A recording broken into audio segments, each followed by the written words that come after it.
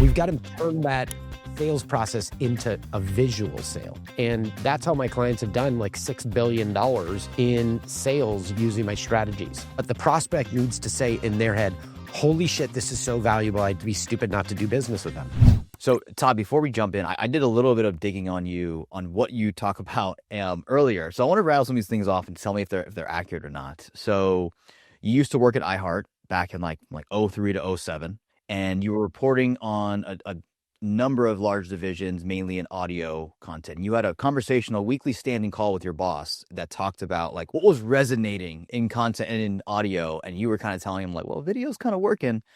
And they're like, no, we're an audio company. And then, so you also had a website that was getting 36 million visitors, I think, per month around early 2000s, 02 to 08, roughly. This is something that shocked me. So you mentioned this in an interview, and it was around the open rates from emails compared to text messages. So let's just say you're sending a proposal. If you send that proposal via text, it's a 5 times higher chance of it being actually opened, which is insane. And it's just like, well, if you want to convert more sales or even just get higher open rates, the easiest thing you can do is probably just send a text message, which is mind blowing. What's false from those things I said? And anything? No, you're right. You're spot okay. on, though. Okay.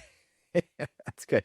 Yeah. Anything you want to add to that? Because there's so many good things we can go from there, but I just wanted to. I think it's all about, everything I teach is about how do you add 100 times more leads into your lead flow system, and how do you close like 75% more deals? Okay. Yep. So I do the whole path from lead gen to influence to winning the psychology to winning over multiple decision makers, everything from lead gen to close. Perfect. In 2026, we know AI is taking over the world, and we know there's tons of crazy stuff happening in the political and larger landscape. If you're a business owner and you're like, I want to use video, we don't have to call it a platform. I want to use video to improve my sales. Let's just focus on the conversion side of things, not even marketing or lead gen or top of funnel stuff. Where would you start with them? And there may be probably some pre-qualifier questions we can use for example's sake to kind of paint a better picture. But I know you've done some pretty high level consulting with bigger brands. I want to walk through some kind of framework we can give people to say, do you want to improve your conversions on sales?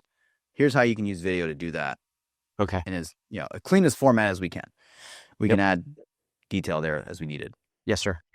What do you think? Where would someone begin? Kind of, if you could walk me through, if we're talking about video, and you can do the whole larger company. Let's say, they've got 200 salespeople or something, and I can kind of unpack how video is used in those sales scenarios. What if there's multiple decision makers, Todd? Oh, okay. Well, multiple decision makers, they probably represent different departments. Let me teach you how to do that. Perfect. Let's start there then. Todd, let's just say, for example's sake, I have 100 salespeople, and it's marketing services. It's your agency. It's your general B2B agency. Mm-hmm. If I have 100 salespeople and I want to help them increase their conversions, let's just say they're closing at 20%, 15% on average right now across the board. Yeah, where do you start with me? You're being brought in from as a consultant. Like, what's the first questions you're asking? Where are you going to find details you need to move the needle? I spend a good portion of my year working with Fortune 500 companies or aggressive startups. What I'm typically doing is I look at the whole sales process like a pipeline, and I am looking at leads and how they come in and how predictable they are. I'm looking at, are the salespeople being asked to go out and source leads and get them on their calendar, or do they have a more efficient way that creates predictable recurring meetings from high quality leads right onto the salesperson's calendar? And if the answer is no there, then they really need a predictable lead flow system. And if they don't, then it really is an indicator that their salespeople aren't being leveraged to their most optimal use while they're at work. And that's where a big portion of scalability comes in, but not all scalability. Like, for example, if they're closing 25 or 30% of their deals, we have to say to ourselves, as people that are committed to growing a business, we have to say that isn't good enough.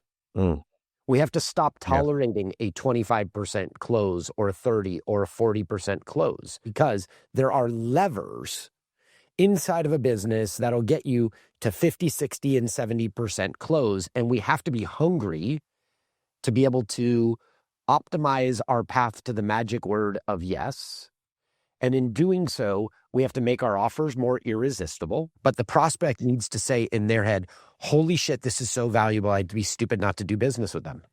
And Hmm. if it isn't, then there's another leverage moment to level up and to optimize. And then there's another golden moment in the sales where every time the salesperson is teaching, if the prospect on the other end needs to get it, oh my God, that makes total sense, which is like virtually every sales process. We've got to turn that sales process into a visual sale.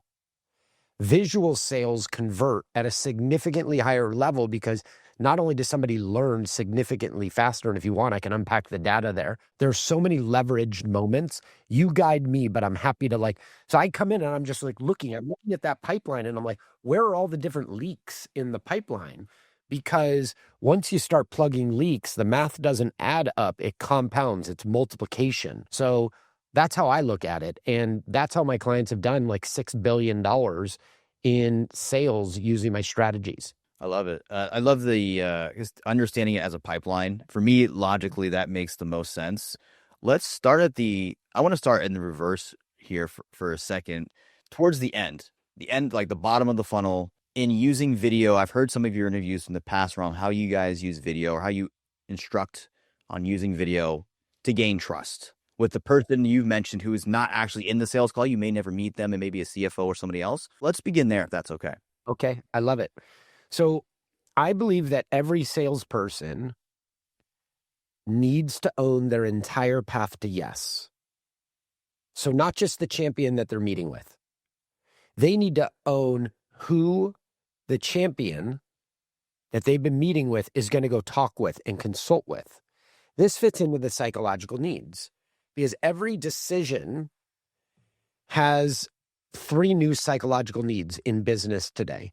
And if you just realize that the person that you're meeting with has to go and talk to a partner, a spouse, a different department head, if the company has if it's a large company, in many cases, you've got to get sign off from multiple department heads, which also means that the salesperson's job is to get them in that conversation. And if they're excluded, they need to create a video that bridges the gap from their champion to the new people, and they need to influence the new people. It's not your champion's job. And a lot of lazy salespeople are super happy with a 20% close, and it's not good enough. If a company wants to grow and scale, everybody needs to level up their game. So a simple video that teaches the new people about the offer and about their problem, manages the 3 psychological needs, and then does it visually, ends up getting everybody nodding in the same direction. And that is the secret to closing twice, almost it feels like twice as many deals. It's a freakish amount. I think I mentioned this before. I wish we had this conversation a week or 2 ago before I send off a few of the more recent proposals. So that was really interesting, and understanding like you have somebody maybe that is going to report to a CFO or a legal team or a head of whatever, and they've got to sell them on the idea of like why we should work with these people or why, and that's the salesperson's job, to make it easy for that champion to go and do, to go and convert that or go and to get the yes. What does the video look like? Or could you walk through some key points in that video, or how to make that video speak to that person, make it easy for them to get the yes that they need? I had a scenario some years ago where I broke my own rule. In my office, every single sales deal has to be a video with a proposal because we don't know who else needs to be influenced.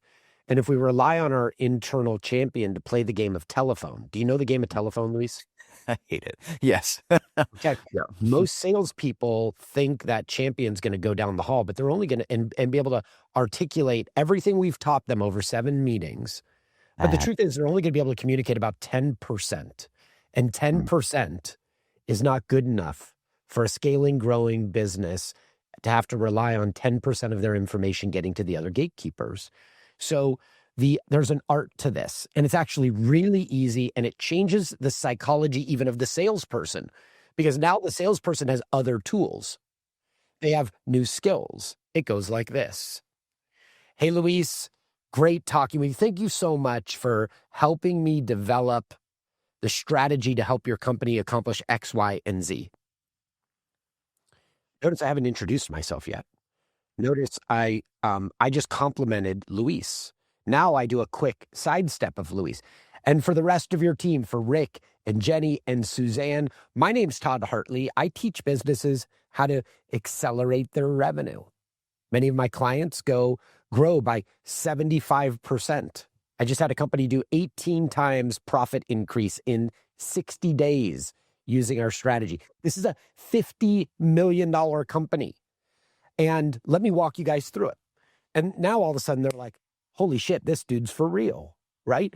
And then as I go through the story, I'm not just showing my proposal, I'm bringing it to life, and I'm sharing case studies. Notice how I shared that little case study, because every time you share a case study in Luis, I need to compliment you. I saw it on your website. I saw the testimonials of people that have used your strategy to win for their podcast. So you friggin' get this part. But when you are kicking a door into the other members of the decision-making team, they might not go to your website. So you've got to share at least 5 stories. And the reason you want 5 is because purchase intent, the intention to buy, goes up 270% when you share at least 5 successful case studies, and they don't need to be long. I did one with you about an 18 times increase in profit in 60 days. I did it verbally. It took me like 7 seconds. But for each of those, you're removing the risk off the table. Right. Buying Yeah. becomes like we'd be stupid to not hire this guy. And that's where salespeople need to go as they own the path to the magic word of yes. Yeah, there's some interesting factors you just mentioned, like the credibility piece, complimenting them first. I love, that makes a heck of a lot of sense. Introducing and kind of acknowledging the other people in the room who maybe you not have spoken with, but you know are there. They're going to watch this. Really, really interesting stuff. I think that alone, if you take that trick, those key elements, I feel like, and stack them. Honestly, like I said before, I wish I would have known them 2 weeks ago, because I'm like, I probably would have done that on these last few proposals. Why don't you say? Because look, Yeah. you're 2 weeks out. In most cases, a 2-week delay is people losing momentum and excitement around doing the deal with you. And I had somebody they gave me a verbal on a $200,000 deal. And I met with them 7 times, the COO. I was 100% sure they were going to sign. They just said, send me the contract, I'll sign it. So I didn't create a video. And then 2 weeks went by and they were ghosting me. And then I was like, I already spent the money in my head. I already invested it, and I'm going to hire people. And then all of a sudden I was like, aren't you the dude that teaches people to own the path to, why didn't you do that? So I created a video for her. And within 5 minutes, she replied back, you rock, thank you. And I went on the back end of clarity.video, my video tool for winning deals, and I started spying on their review team. And I started seeing how much of the video they were watching. Some dude watching 99%, another person 95, 93, 92. And now all of a sudden I was like, oh my gosh, I'm winning the private evaluation moment, right? Then within 2 hours, she replied back and said, thank you. You just made my job so easy. I'll be signing the contract in a couple of minutes. Right? But she was stalled out until she got buy-in from the other people, but she didn't know how to articulate my impact. Right. Nor Okay. should she have to. Yeah. I'm going to do that this afternoon. I love it. I love that. Yeah. That maps it out for me. Something you said in there around, oh gosh, I'm forgetting it because there's a lot of good stuff in here. So I want to get into tactics. You mentioned clarity.video. I know that's a tool that you guys built internally or have it now available for everybody, but walk me through, are there any other tech elements or any other things that someone would need, or is it just like get on video, walk through your proposal? Like video is great. People are 4 times more likely to watch the video than to read through your proposal. So the video is like the easy button for them. Okay. And when they're done watching, they're 85% more likely to buy. Okay. Now we're really cooking with gas. But the video needs to live on something.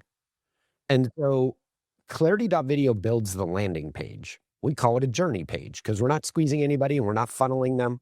And we definitely don't want them to land there. We want them to go on a psychological journey through the 3 steps that they need to see in order for them to realize that you can impact them. And so our AI builds out the landing page so we can take them on the journey. Right. Takes the video that you created and pops it right on the top. Hey, Got it. Louise, now the video lives on the top. And the rest of the page walks people through the 3 psychological needs that they're going to need when you aren't in the room. I'll break those down for you. But first, there's something really important here. With this page, you're going to want to email and text it to them because email sucks because only 20% of proposals ever get opened, which means 80% of the time you've wasted all that meeting. So we've got to email and text because 98% of text messages are opened in 2 minutes. 98%. Yes. And Okay. And you know, because we're all addicted to our phone. Yeah. And even when I'm on stage, you know, here virtually in my studio, I see a text come through. I'm like, I'm talking to an audience, right? So like everybody's kind of this way. So use it to your advantage. And instead of feeling, so people always say to me, they're like, yeah, but I don't want to be pushy. And be altruistic. Instead of being pushy, just do this out of the goodness of your heart. Nobody hates an altruistic person that is putting the other person's needs first. So phrase it. I would go like, hey, Luis, out of respect to you, and I know you're crazy busy, I just sent you an email of a video in your email of the proposal, but because you might be on the go, to make your life easier, altruistic, to make your life easier, here's a link to that video overview on the proposal for you. Reach out if you need me, right? I'm here. And on that page, it's got like sign the agreement button. It's got book a follow-up meeting if you've got questions, right? Right to your calendar. So now you've just owned the entire thing. And as they go through the 3 psychological needs, first psychological need is they need clarity about 2 things: clarity about their problem and clarity about your solution, which means you've got to distill it down into something digestible. Okay? Second psychological need, they need to know that you're credible, that you've been there, done this, that this ain't your first rodeo. And Luis, remind me, how many testimonials, quotes, or raving reviews do we need in order for purchase intent to go up 270%? 5? Okay. We need I thought it 5. was a lot higher. Interesting. Okay, you need to show, I mean, you're doing a great job on your website. When I look at it, my first thought is you're removing the risk. Everybody in this audience, remove the risk from buying from you.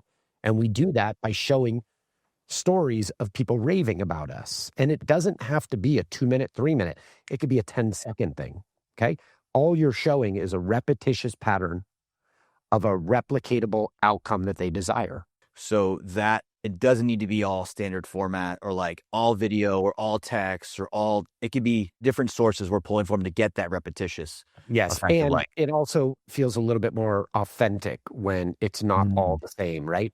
Third psychological need is, in most businesses, the buying decision happens with a couple of people. Okay. So in small businesses, it's typically 3 people. It's a husband, a wife, and a business partner, or maybe somebody that's a little senior in the company. If you have over 100 employees, there's 7 people involved in the path to yes. And it's the sales job, the salesperson's job, to own those relationships they haven't gotten access to, because that's where yes comes from. Right. Outside of sending the video with the proposal, are there any other things that we can do as a salesperson or as a person selling your services, whatever you want to call yourself, to own the yes and take more ownership of controlling your outcome? Yes. Demonstrate impeccable customer service on the front end of the transaction.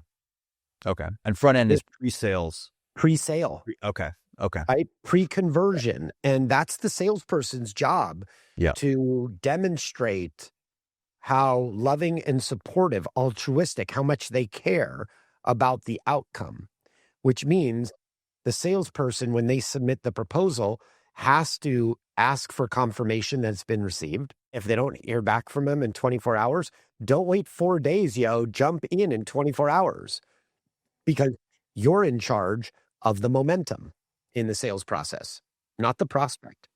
And so, altruistically, you mention, instead of being pushy, you sidestep pushy and you altruistically say something like, Luis, out of respect to you, can you please reply back confirming you received the proposal that you requested? And then if Luis doesn't reply back in 24 hours, I would follow up with Luis and I would use the same altruistic type messaging because when Luis sees it, he doesn't say, oh man, that Todd guy's pushy. He sees somebody thorough and the thorough person get hired. Yeah. You can tell they're professional. You can tell like this is not just them bothering you for a response. This is part of the process, which I definitely respect. I think also you get a better answer. Like, oh, sorry, yeah, we're gonna discuss it on Tuesday. We'll get you back. You get a bit more detail as to the process sometimes if we do that. What I've found. Altruistic. I wanted to touch on that word because that's a big word. I'm assuming, from what I understand and hearing you say it a few times in different interviews and different things online, it's around doing it out of purity of heart. And I could be totally wrong on this, but just wanted to clarify that before. Yeah, salespeople that are altruistic actually give a shit, right? Like we say in our company, we're a gas company. We give a shit. And we give a shit about the outcome, the delivery, their emotions, what they're trying to accomplish. And the best salesperson, altruistically, out of the goodness of their heart, cares enough to learn about that business, has a commitment to the outcome, not the transaction. An altruistic salesperson is concerned and focused on getting the breakthrough and the transformation that their client desires. And so we have to have those warm conversations about why they're doing it and what their life's going to be like when it's transformed. And we have to be genuine. That also means on Zoom, an altruistic salesperson makes eye contact just like they would in person, right? Prioritizes when the proposal's in the hands of the people reviewing it. The altruistic salesperson says, I know your needs are important. My calendar link is right here. If you have any questions, find a time or just text me and I'll jump on a call with you right away, because making sure you solve this problem in a expedited manner is important to me. Like, isn't that a difference maker? Big time. Yeah. I love, that just the simple act, like the gas give a shit. I love, it's a really great acronym. I have never heard anyone say that. That's a first for me. So really, really powerful stuff. And you've given me homework, which I really appreciate. I appreciate that. Todd, before we close out, I think you covered some amazing things you covered here around like 3 psychological needs, also clarity.video and how it lays out that page. Thinking I want to definitely take a look at that. It's clarity.video as far as the landing page. Is there any other URL or that? That's where you create the video and the landing page. AI will spin up the landing page and build it for you. And then you email and text it to your prospect. I do have an agency that's a revenue acceleration agency. We build revenue systems and lead gen and closing right into our clients' businesses. And this works in every industry. But we did have a medical client that was losing $1 million a month. And and they only had 4 clients. And in 9 months, we took them from losing $1 million a month to $46 million in sales. And so I have a lot of fun in that company, Wirebuzz, and then also my speaking coaching business where I come in and teach these strategies. Very cool. If there's one place people can go to learn more about all of that, we'll have all the links in the show notes, obviously. But where's the best place for people to get connected with you? Probably toddhartley.com. It's like the central location to learn everything about how do you speed up your revenue. We do have a couple of books, number one bestseller called Accelerating Yes. And we just released over the weekend our latest book, our third book called Lead Generation Goldmine. And it's out in audiobook full free right now on toddhartley.com. Cool. We will link that below. I saw there was a lead generation gold mine. I didn't know if that was a live training or a book or if it was both. It's So both. glad you brought it up. Yeah. Okay, cool. Awesome. Very cool. Well, dude, thank you for doing this. And also thank you for setting out what I had to do on my calendar this afternoon. So I really appreciate it. It's my pleasure. It's a joy to help people win. And you're good at it, obviously. So thanks for being here. My pleasure.